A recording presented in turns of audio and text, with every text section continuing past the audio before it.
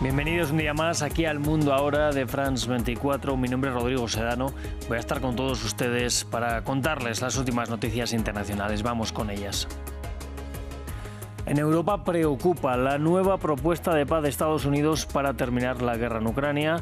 La administración Trump exige ceder territorios a Rusia y reducir el ejército ucraniano a la mitad. Volodymyr Zelensky afirma que trabajará sobre las oportunidades diplomáticas que ofrece el plan.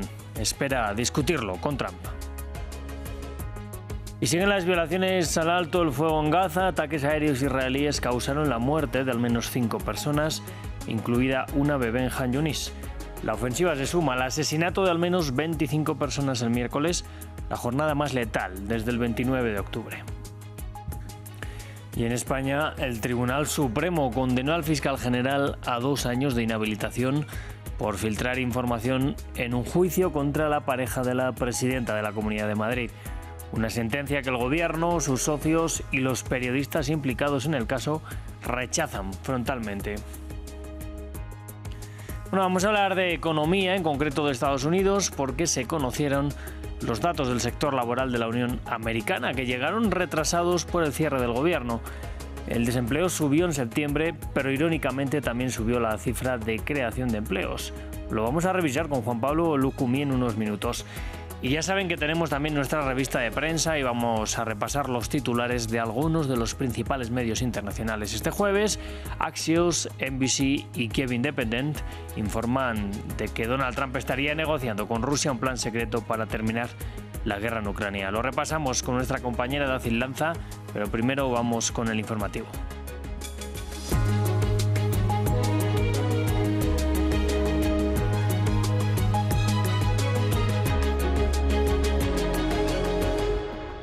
Pues vamos a abrir este informativo con la mirada puesta en Ucrania. El presidente Volodymyr Zelensky aseguró haber recibido la propuesta estadounidense para un acuerdo de paz y estar dispuesto a debatir las oportunidades diplomáticas que presenta. El proyecto estadounidense exige, entre otras cosas, ceder territorios a Rusia y reducir su ejército a la mitad. La jefa de la diplomacia europea, Kaja Kallas, dijo al respecto que Europa solo tiene un plan de 2 puntos: debilitar a Rusia y apoyar a Ucrania. Vamos a ir hasta Kiev para ampliar con nuestra enviada especial Catalina Gómez Ángel. Catalina, muy buenas noches por allí. ¿Qué más detalles han trascendido de este plan y en qué punto está ahora mismo la posición del presidente ucraniano? Bueno, no fue una respuesta radical, de hecho dejó las puertas abiertas en un camino mucho más diplomático, el que hemos visto al presidente Zelensky en otras oportunidades. Confirmaron que habían recibido esa propuesta y él dijo básicamente que esperaba trabajar de una manera constructiva en busca de esta paz. Ya lo había dicho ayer en ese viaje que hizo a Turquía, en el que la única persona que podía realmente ayudar a buscar una paz y una salida a esta guerra era el presidente Donald Trump, pero él hablaba en ese momento también de unas medidas que fueran fuertes y también justas, que es lo que venía hablando Ucrania, y también hablaba de eso el presidente Zelensky, diciendo que él tenía que buscar y conservar los principios de las personas ucranianas. Sin embargo, se ha hablado de que se reunirá o hablará por lo menos con el presidente Trump en los próximos días para discutir estas propuestas que fueron enviadas y las que ya se han venido hablando desde hace varios días. Sin embargo, es bien importante aclarar que estas propuestas no son nuevas para Ucrania, hacen parte de esas propuestas maximalistas que viene haciendo Rusia desde el 2022, incluido tener todo el control de la zona del Donbass. Cada medio que tiene la versión de estas propuestas tiene una variante. Algunos dicen que, por ejemplo, Ucrania podría tener algún beneficio económico si Rusia se queda con ella en este plan de los 28. De todo sigue siendo extremadamente confuso. Sin embargo, es muy difícil que Ucrania pueda aceptar estas propuestas maximalistas, especialmente en un momento en el que el presidente Zelensky no está en su mejor momento. Tal vez está en el momento de popularidad más bajo desde el comienzo de la invasión a gran escala, y todo esto por el escándalo de corrupción que hemos visto en los últimos días. Pues Catalina, quiero hablar precisamente de esta crisis que rodea el círculo cercano del presidente por un caso de corrupción, como se está viviendo todo en el país. Bueno, la gente está, para empezar, brava. Ucrania no es un país que esté ajeno a escándalos de corrupción. Ha estado marcado desde que se independiza y se crea como nación después de la Unión Soviética por problemas de corrupción. Y esto ha llevado que históricamente y sistemáticamente la gente haya salido a la calle a protestar por este tipo de acciones. Lo que más molesta y lo que más indigna a la gente en este momento es que esto tenga que estar relacionado primero con el bienestar de los soldados y con la situación de la guerra, que estos dineros que tendrían que estar destinados no solamente a la protección y a las armas para proteger al país, sino también a la población. ¿En qué sentido? Para proteger esas centrales eléctricas que han sido atacadas sistemáticamente en las últimas semanas por Moscú, dejando a la población ucraniana básicamente en las tinieblas. Así que la gente espera reacción del gobierno. Se ha hablado muchísimo de la figura de Andriy Yermak, que es la persona más cercana a Zelensky, que trabaja en su oficina de gobierno y que es básicamente la persona que ha estado a cargo del día de las minucias del Estado, mientras que Zelensky se encarga de conversar y de las relaciones con los aliados, de todo lo que tiene que ver con la defensa militar. Pues Yermak tiene que ver con todo lo que es el manejo del Estado. Hay muchas peticiones, especialmente desde el partido de Zelensky, para que salga de su puesto. Sin embargo, lo que se ha dicho hoy es que Zelensky lo dejará allí, por lo menos por un tiempo. Pues Catalina, desde Kiev, muchísimas gracias por el reporte. Nosotros vamos a hablar ahora de la Franja de Gaza. Allí persisten los bombardeos. Al menos 5 personas fueron asesinadas este jueves en nuevos ataques israelíes, entre ellos un bebé en Han Yunis. Se suman a los al menos 25 muertos registrados el miércoles en múltiples bombardeos, la cifra más alta desde el 29 de octubre, cuando Israel mató al menos a 100 personas. Tanto Hamás como el ejército israelí se acusan mutuamente de violar el acuerdo de cese al fuego. Vamos a verlo. Regresan los bombardeos masivos a la Franja de Gaza. A pesar de la firma del cese al fuego, las Fuerzas Armadas de Israel atacaron el enclave desde la noche del miércoles, dejando decenas de muertos y heridos.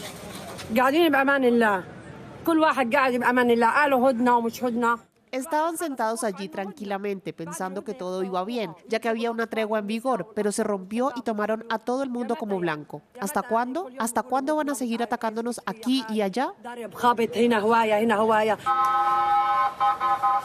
Durante la noche, después de intensos ataques israelíes en Han Yunis, los heridos fueron llevados de urgencia a los hospitales.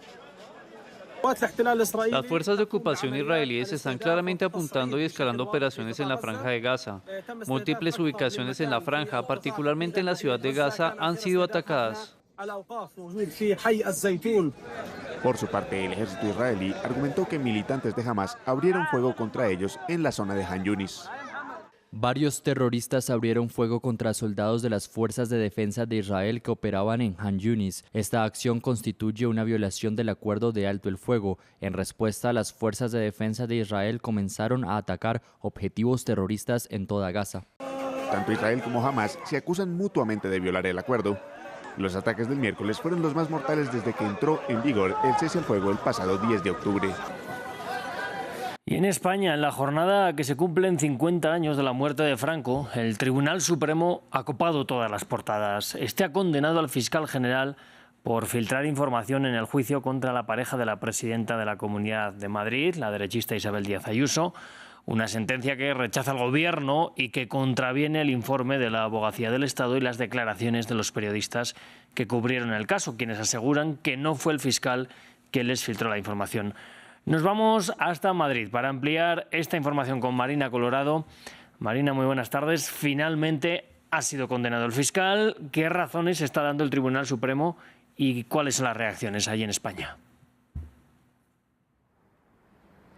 Pues aún no conocemos las razones por las que el Tribunal Supremo ha condenado a Álvaro García Ortiz por esta revelación de datos reservados, porque no se conoce la sentencia, tan solo tenemos los datos del fallo y puede que tardemos unos días en conocer el contenido de esta sentencia, porque el fallo no ha sido unánime. 2 de los 7 magistrados que conforman el Tribunal Supremo no estaban de acuerdo con esta condena y pedían la absolución de Álvaro García Ortiz, y una de las 2 magistradas que pedía esta absolución era la que tenía encargado escribir esa sentencia, y como no está de acuerdo con el fallo, pues tendrá que ser ahora otra de los magistrados que sí ha votado a favor de esa condena quien redacte el documento. Ha sido un fallo en tiempo récord, una semana después tan solo de que el juicio quedara visto para sentencia, y un fallo inédito en la historia de España, porque recordemos es la primera vez que un fiscal general del Estado ha sido juzgado y condenado. El aún fiscal general del Estado puede recurrir o puede pedir la nulidad al Tribunal Supremo, algo que no suele progresar o prosperar, y si no, también al Tribunal Constitucional puede recurrir si considera que se han vulnerado sus derechos. Si nada de esto da resultados, también podría acudir a la justicia de la Unión Europea. El Gobierno ha reaccionado enseguida, ha dicho que respeta pero no comparte la decisión o el fallo del Tribunal Supremo y que pondrá en marcha el mecanismo para que se elija a la persona que vaya a sustituir a García Ortiz al frente de la Fiscalía General. Por su parte, la oposición pide que Pedro Sánchez pida perdón, Pedro Sánchez, que siempre ha defendido la inocencia del fiscal general del Estado, que dimita y que convoque elecciones. Y finalmente Ayuso, lo menciono por ser la pareja de la persona que ha demandado al fiscal general del Estado, ha dicho que todos los medios internacionales nos estamos haciendo eco de esta sentencia histórica porque, dice, no se concibe en una democracia libre utilizar los medios del Estado para hacer política delinquiendo. Bueno, Marina, pues por otro lado, de nuevo en este 20 de noviembre ha habido polémica tras 50 años de la muerte de Franco por el relato en torno al dictador y a la dictadura. ¿Cómo se ha vivido la conmemoración? Este 50 aniversario de la muerte de Franco se ha vivido en España con cierta discreción en cuanto a actos de exaltación a la figura de Francisco Franco. Habrá una veintena a lo largo de esta semana. Hoy ha habido una misa en el Valle de Cuelgamuros. Recordemos, es un complejo monumental ordenado construir por Franco con trabajo forzado de presos políticos, y donde estuvo enterrado hasta 2019, cuando fue trasladado al cementerio de Vingorrubio, donde esta mañana estuvimos presentes en una entrega floral donde sí se escucharon varios gritos de Viva Franco y saludos con el brazo en alto, como el saludo nazi. Eso sí, eran menos de 20 personas las presentes. En cuanto a actos institucionales, no hay nada en torno a la figura de Franco como tal hoy, pero en el Congreso de los Diputados sí hay un acto en el que está el presidente del Gobierno, Pedro Sánchez, en torno al intento de golpe de Estado que se hizo en 1981. Es uno más de los actos de los 50 años en libertad, un programa que lanzó el Gobierno a principios de este año. Sin embargo, o a pesar de que la libertad como tal en España no regresó sino hasta después de las elecciones democráticas, las primeras que hubo después de la dictadura en 1977. Lo que queda ahora mismo en la sociedad presente del franquismo es una cierta nostalgia que está resurgiendo de lo que los franquistas dicen una España mejor, y es que los años 60 coincidieron con una época de modernización, pero no solo en España, en toda Europa, y decían que la vida era mejor con Franco. Este mensaje de que la vida era mejor en esa época está calando y fuerte entre la juventud. Los datos revelados hoy por el Centro de Investigaciones Sociológicas revela que el 20% de los jóvenes españoles entre 18 y 24 años cree que la dictadura fue buena o muy buena, pese a que ni estaban vivos durante la dictadura ni vivieron sus consecuencias. Pues Marina Colorado, desde la capital española, gracias también por el reporte. Nosotros vamos a cerrar con noticias del próximo Mundial de Fútbol Masculino. Este jueves tuvo lugar el torneo para el repechaje europeo. 4 selecciones entre 16 conseguirán cupo final para el torneo. Italia, a priori, tiene un grupo sencillo para conseguir el pase y no quedarse fuera del Mundial por tercera vez consecutiva. Se enfrentará a Irlanda del Norte, Bosnia y Gales. El grupo B se presenta como el más difícil, con Ucrania, Suecia, Polonia y Albania. Bueno, pues vamos a dar paso ya a la economía. Para este repaso ya está aquí conmigo en el estudio Juan Pablo Lucumí. Bienvenido, Juan Pablo. Un placer unirme aquí al programa. Venga, pues un placer tenerte también hoy para hablar de Asia, porque a las tensiones entre China y Japón se une hoy también Taiwán.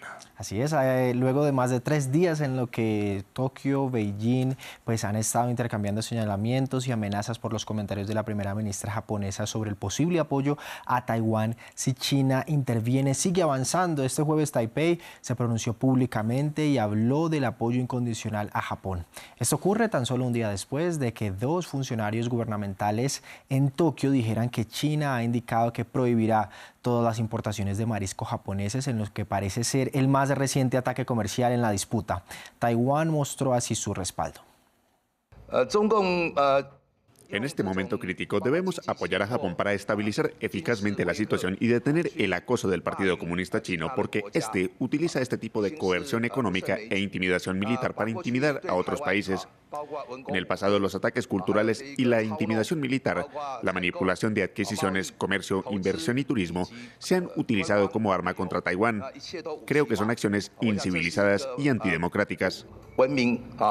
Bien, pero el apoyo no se quedó en palabras y el presidente de Taiwán, Lai Ching-te, publicó videos en redes sociales en las que se le ve sosteniendo un plato de sushi como muestra de apoyo a Tokio luego del posible veto chino a los mariscos japoneses. En el video el presidente taiwanés describe el plato y habla de la gastronomía japonesa, cierra la grabación además diciendo que esto es un testimonio de la fuerte amistad entre Taiwán y Japón.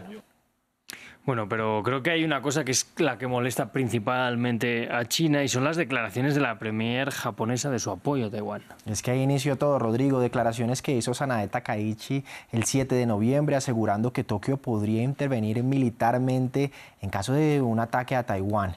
China ha exigido que retire sus declaraciones y ha instado a sus ciudadanos a no viajar a Japón, lo que ha provocado cancelaciones de vuelos masivas que podrían suponer un golpe considerable para la cuarta economía más grande del mundo. Esta fue la amenaza de China.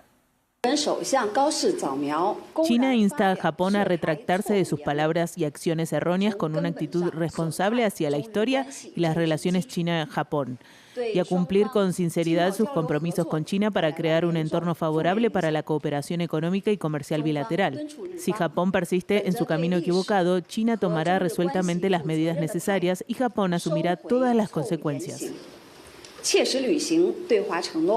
Ahora, aunque Japón no mantiene vínculos formales con Taiwán, ambos son aliados de larga data y socios comerciales importantes. Japón ocupa el 3er lugar como el mayor socio comercial de Taiwán, mientras que este último ocupa la 4ª posición para Japón.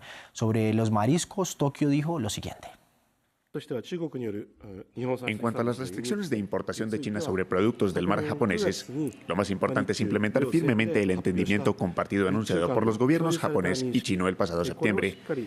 Seguiremos instando a China a facilitar las exportaciones, incluyendo la rápida reinscripción de las instalaciones relacionadas con la exportación que actualmente están en aplicación, y exigimos firmemente el levantamiento de las prohibiciones de importación de productos del mar de las 10 prefecturas restantes.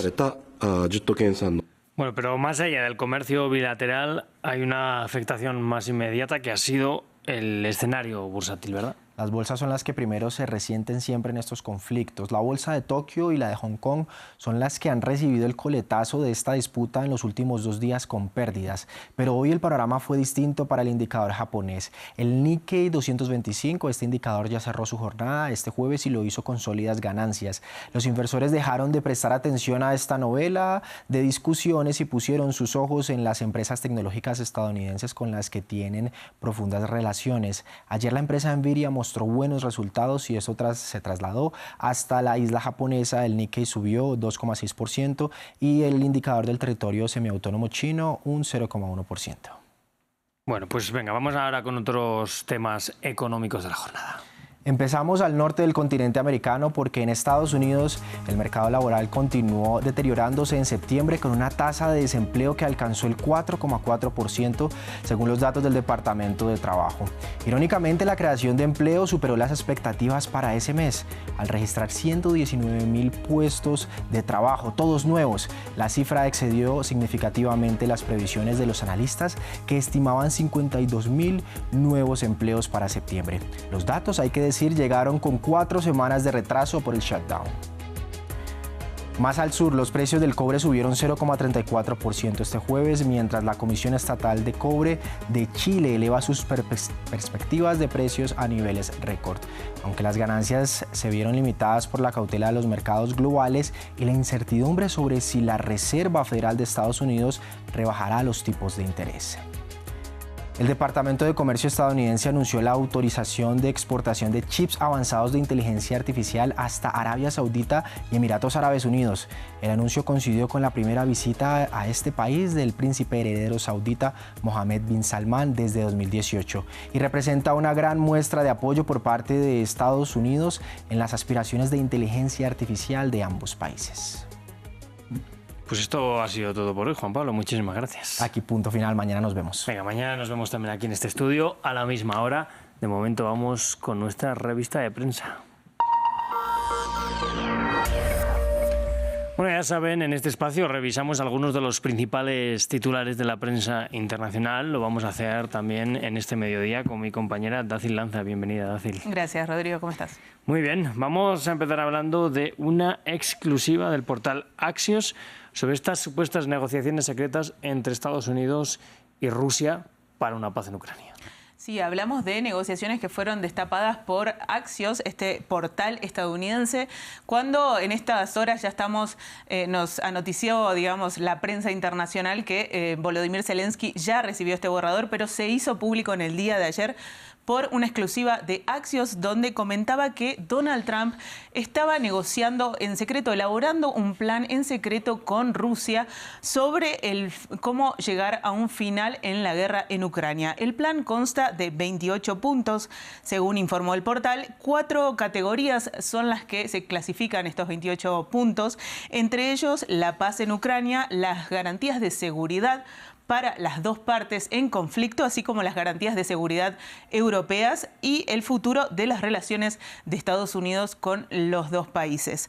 Esto, dice Axios, se inspiró en el plan que armó Donald Trump, exitoso plan, dice Axios, para el conflicto en la Franja de Gaza. Así fue que habló con distintas fuentes, tanto de Rusia como de Estados Unidos, donde hablaban que este plan fue elaborado por el enviado especial de Donald Trump, Steve Witkoff, y con el enviado ruso Kirill Dmitriev, que justamente fueron los encargados desde hace varias semanas de elaborar. Incluso el enviado ruso dijo que estuvo durante 3 días reunidos con Witkoff justamente para elaborar este plan. De allí nos vamos, si te parece, a lo que dice la cadena NBC, porque también confirma con otras fuentes esta información que decíamos se destapó en el día de ayer y donde dice, bueno, que justamente fue discretamente elaborado este programa, y además de Witkoff cita NBC que también participaron el vicepresidente de Trump, J.D. Vance, Marco Rubio, el secretario de Estado, así como Jared Kushner, el yerno de Donald Trump. De allí pasamos, si te parece, a lo que dice Kiev Independent.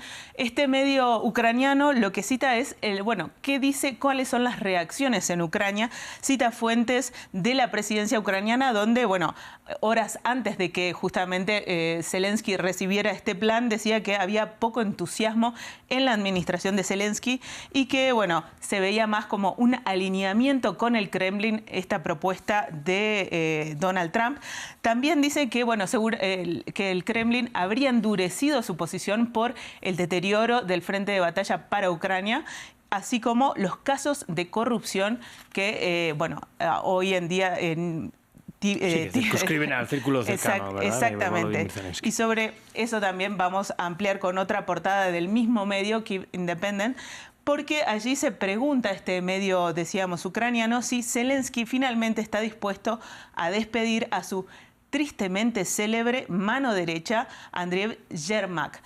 ¿De quién hablamos? Hablamos del jefe de gabinete, quien ha consolidado, dice este medio, un poder sin precedentes dentro del gobierno, que va desde la parte de su influencia en lo que tiene que ver con los asuntos de gobierno, así como las fuerzas de seguridad, entre otros temas como diplomáticos también.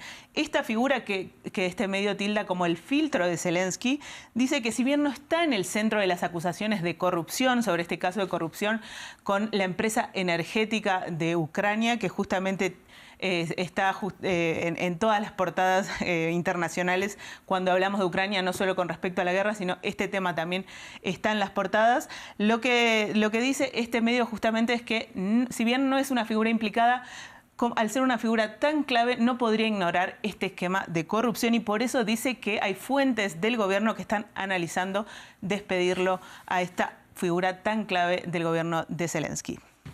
Bueno, pues muy interesante esta portada, bien gráfica, desde luego. Vamos a pasar ahora a Venezuela, porque el gobierno de Nicolás Maduro ha anunciado un plan de defensa, por supuesto, en medio de las tensiones también con Estados Unidos. Claro, hablamos de que en medio de estas tensiones, militarización de Estados Unidos del Caribe, y después de que ayer el New York Times anunciara también en una publicación exclusiva, consultando fuentes de Estados Unidos, que decía que Donald Trump había aprobado una operación en territorio venezolano por parte de la CIA, el gobierno de Maduro reaccionó.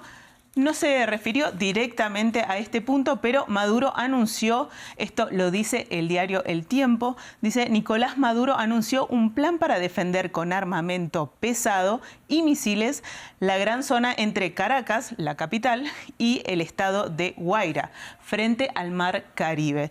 Esto, decíamos, un reforzamiento, una operación de reforzamiento, según habla Venezuela, de sus defensas, digamos, ¿no? Y también, por otro lado, la Deutsche Welle destaca una reacción también del ministro del Interior de Maduro, Diosdado Cabello, quien reaccionó justamente a otro punto de la publicación del New York Times, que decía que Maduro habría ofrecido a Donald Trump opciones para retirarse del poder en un plazo de aproximadamente 2 años. Bueno, Diosdado Cabello lo que dijo es que se trata de una mentira. Bueno, pues interesante lo que nos cuentan estos medios de Venezuela. Creo que vamos a seguir hablando bastante todavía de ellos. ¿Qué nos trae el New York Times? El New York Times agrega otro aspecto de este conflicto entre Venezuela y Estados Unidos, porque dice: Venezuela no produce fentanilo, pero Trump lo está atacando de todos modos. ¿Y esto por qué? Porque cita lo que pasó en una reunión a puertas cerradas en el Congreso, donde militares estadounidenses dijeron que los ataques que dirigió Donald Trump contra el mar Caribe, lanchas en el mar Caribe desde el mes de septiembre, tenían cocaína pero no fentanilo, pese a que, bueno, Donald Trump cita la crisis del fentanilo en su país para hacer estos ataques. Bueno, pues Dacil Lanza, muchísimas gracias por esta revista de prensa. Cerramos aquí por hoy. Mañana volvemos con más. Hasta mañana, Rodri. Venga. Nosotros vamos a ir a una breve pausa, pero antes les quiero comentar una noticia de última hora. Lo pueden ver en las imágenes aquí en France 24. Un incendio en el recinto donde tienen lugar las negociaciones de la cumbre climática de la ONU, la COP30, allí en Belén, en Brasil. Ha obligado a evacuar este jueves a todas las personas que estaban ahí en el lugar. Lo están viendo, son imágenes de apenas hace unos minutos. Nosotros, por supuesto, en nuestra sección Directo COP vamos a hablar de este tema con nuestras enviadas especiales. Hacemos esa breve pausa y volvemos.